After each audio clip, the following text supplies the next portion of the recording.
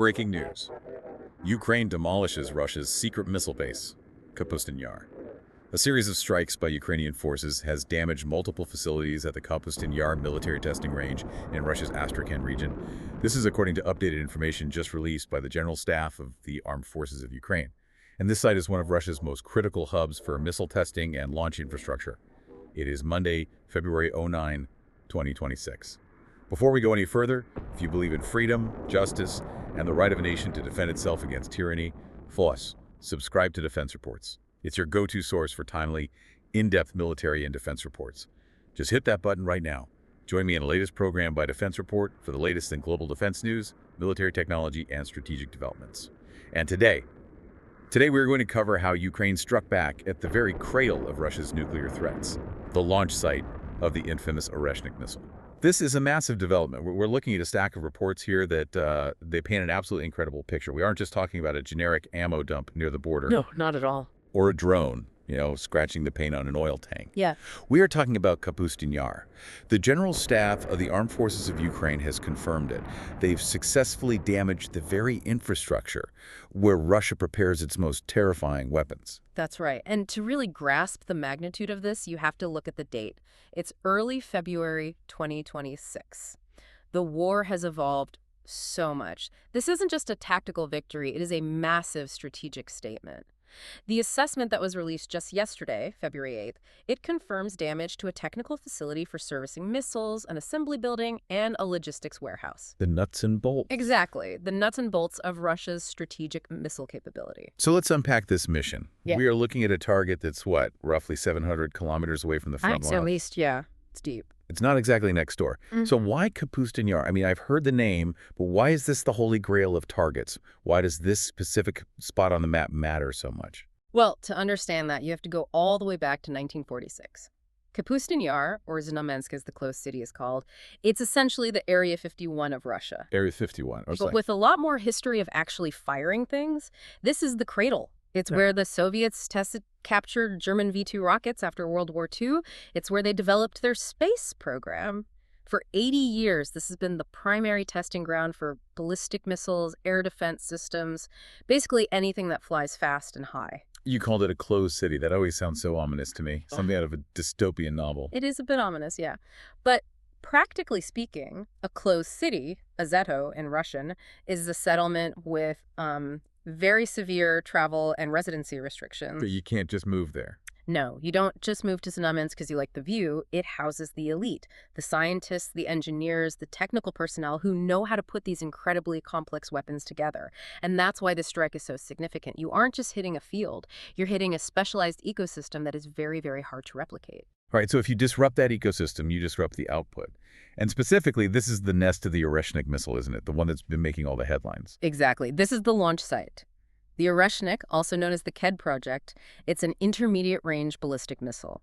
Russia launched it from this very spot, from Kapustin Yar, back in November 2024, to strike Dnipro. And again last month. And again, just last month, in January 2026, targeting Lviv.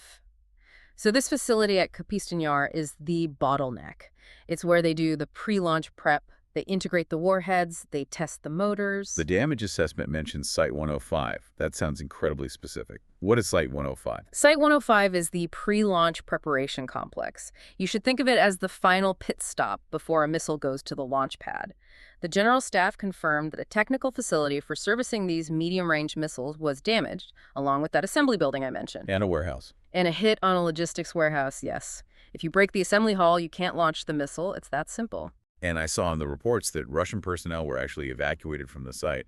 That seems like a huge tell. A major tell. Yes. Reports indicate that due to the severity of the strikes and, the ongoing threat, they had to pull specialized staff out. That disrupts operations just as much as a physical hole in a roof. If the engineers are running for the bunkers or being relocated, they aren't prepping missiles. It just kills the workflow. Okay, now I want to touch on something interesting here.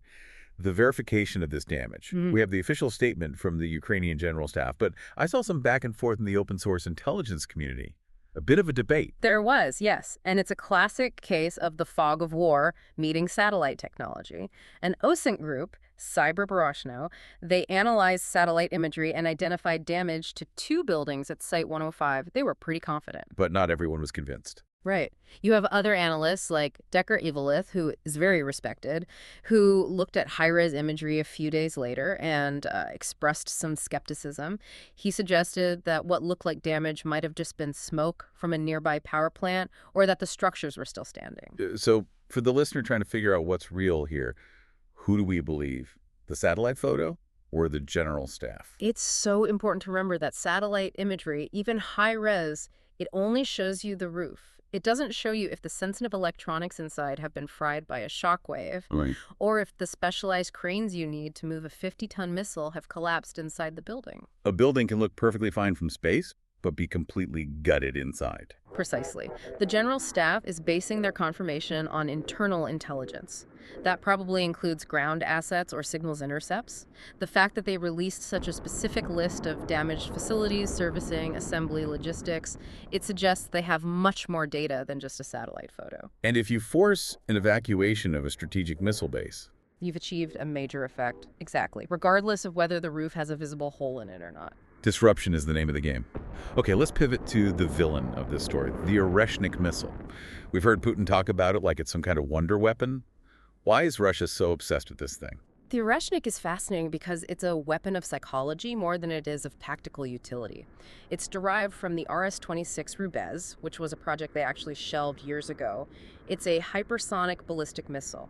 We're talking terminal speeds of Mach 10 or more. Mach 10. That is just incredibly fast. That's hard to wrap your head around. It is, and it carries a MIRV payload, multiple independently targetable re-entry vehicles. So it splits apart. Basically, one missile splits into 6 warheads, and each of those 6 warheads releases 6 submunitions. That's 36 impactors raining down. It is incredibly difficult to intercept because of that speed and just the sheer number of targets. That sounds terrifying. But is it as effective as it sounds? It is designed to be terrifying. But here's the so what moment. It's not actually a very good military weapon for a conventional war. It has a circular error probable, which is how we measure accuracy, about 200 meters. 200 meters. Wait a minute. So if they aim for a specific building, they might hit the parking lot 3 blocks away. That's it, exactly. For a nuclear weapon, 200 meters doesn't matter. You destroy the whole city anyway. But for a conventional strike, like the ones on Dnipro or Lviv, it's just expensive noise. It costs roughly $30 million per launch. 30 million. You are spending a fortune to dig up a field or hit a non-critical area just to scare people. It's pure intimidation. So as a boogeyman, it's meant to scare the West. Precisely. Yeah. It's meant to threaten European capitals, to say, look what we can do, we can bypass your defenses. But Ukraine's response isn't to be scared. No. It's to hit the factory where they build the boogeyman. And that brings us to the real star of today's deep dive. The hero, the FP5 Flamingo. This is the weapon Ukraine used to strike Kapustin Yar, correct? That's correct. And the Flamingo is the perfect counter-narrative to the Oreshnik. While Russia is building these massive $30 million hypersonic monsters, Ukraine is building the Flamingo. It's a subsonic cruise missile. It looks a bit like a small sport plane. But it gets the job done. Tell us about the specs, because this thing sounds incredibly impressive. It has a range of 3,000 kilometers. 3,000, that reaches the Ural Mountains. It reaches the Urals, it reaches western Siberia, it puts a huge chunk of Russia's entire military industry in the crosshairs, and it carries a massive warhead, 11,150 kilograms. Wow.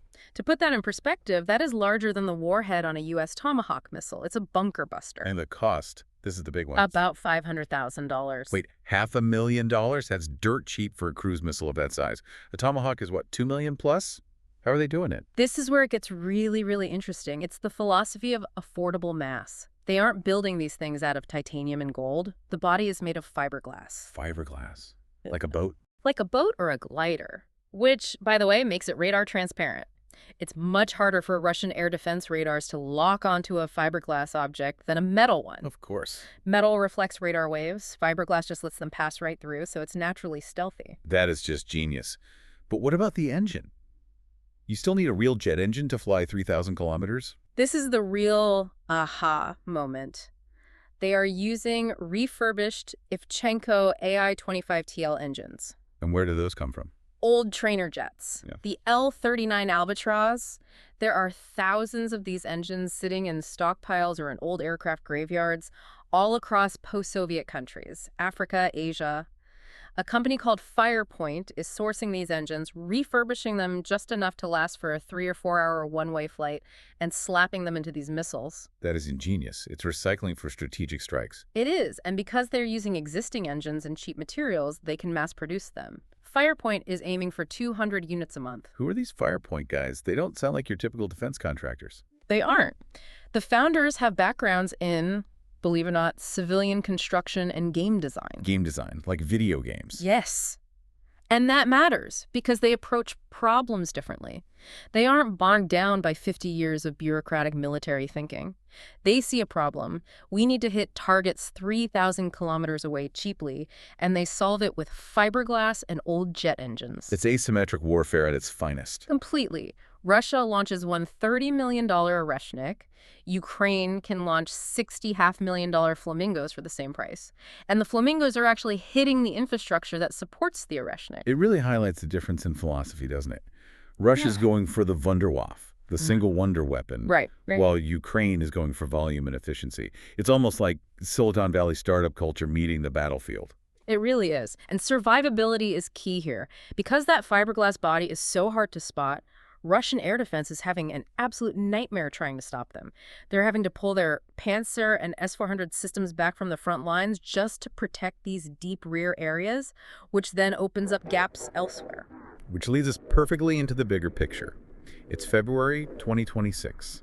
This strike on Kapustin Yar isn't happening in a vacuum. What else is going on? The context is vital. Early 2026 has seen a massive ramp up in Ukrainian deep strikes. It's not just missile bases. They're hitting oil refineries in Krasnodar and Tatarstan. It's fuel supply. They hit an ammo depot in Rozivka. They struck a plant in Tver that produces fuel for the KH-101 cruise missiles. So they are systematically taking apart the entire supply chain. Exactly. They are dismantling the Russian war machine piece by piece. Fuel, ammunition, missile production, and now the launch sites themselves. And there's another huge development that President Zelensky mentioned recently. Ukraine's defense industrial base, the DIB, is becoming so self-sufficient that they are preparing to start exports to the West in 2026. That is a complete 180 from the start of the war. I remember when Ukraine was entirely dependent on aid. Now they're looking to export.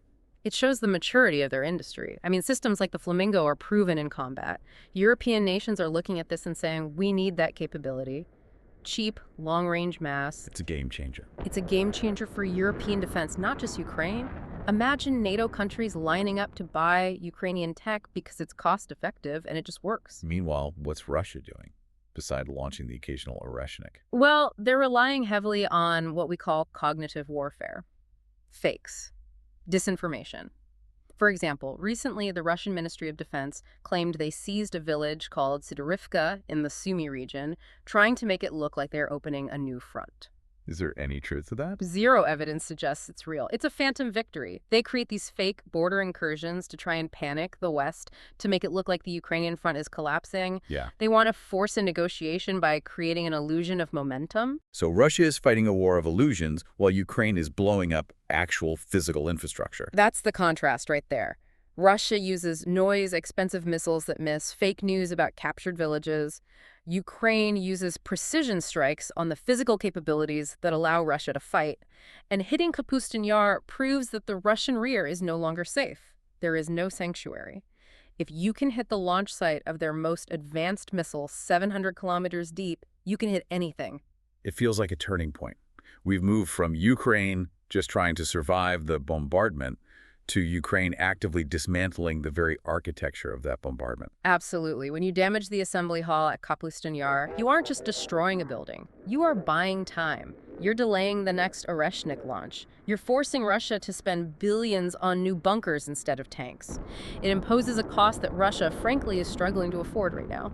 And the fact that they're using the Flamingo, a bird known for standing on one leg, to kick the legs out from under the Russian strategic forces is just poetic justice. It really is. It's a testament to innovation under pressure. It proves that a smaller nation fighting for its survival can out-innovate a superpower if they have the freedom to think differently. So what does this mean for you, for the listener? Why should you care about a missile base in Astrakhan? because it proves that aggression can be checked, not just by matching power for power, but by outthinking the opponent. It proves that the supposedly invincible Russian military machine has gears that can be jammed with the right wrench. And it shows that Ukraine isn't just holding the line, they are rewriting the rules of modern warfare with technology that is accessible and effective. It's a lesson in resilience and ingenuity that applies far, far beyond the battlefield. Incredible stuff. From game designers building cruise missiles to striking the very heart of Soviet rocketry. It's a story that keeps evolving, and it's one where freedom and innovation are clearly gaining the upper hand. You've been listening to Defense Report by Alex, where we analyze the latest in military strategy, global defense, and advanced weaponry. So, subscribe to Defense Reports, your trusted source for timely, in-depth military and defense analysis. We'll see you next time. Keep supporting us so we can continue bringing you the latest developments from Ukraine and around the world.